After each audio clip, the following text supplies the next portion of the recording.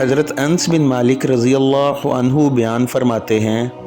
کہ نبی کریم صلی اللہ علیہ وسلم نے فرمایا، لوگوں کا کیا حال ہے جو نماز میں اپنی نظریں آسمان کی طرف اٹھاتے ہیں۔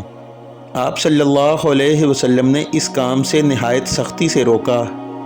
آپ صلی اللہ علیہ وسلم نے یہاں تک فرمایا کہ لوگ اس حرکت سے باز آ جائیں ورنہ ان کی بینائی اچک لی جائے گی۔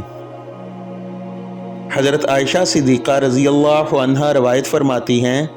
کہ نبی کریم صلی اللہ علیہ وسلم نے ایک دھاری دار چادر میں نماز پڑھی،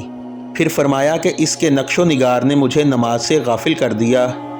اس لیے اسے لے جا کر ابو جہم کو واپس کر دو اور ان سے بجائے اس کے کوئی سادہ چادر مانگ لاؤ۔ دوسری جگہ حضرت عائشہ رضی اللہ عنہا فرماتی ہیں کہ انہوں نے رسول اللہ صلی اللہ علیہ وسلم سے نماز میں ادھر ادھر دیکھنے کے بارے میں پوچھا تو آپ صلی اللہ علیہ وسلم نے فرمایا کہ یہ تو ڈاکہ ہے جو شیطان بندے کی نماز پر ڈالتا ہے۔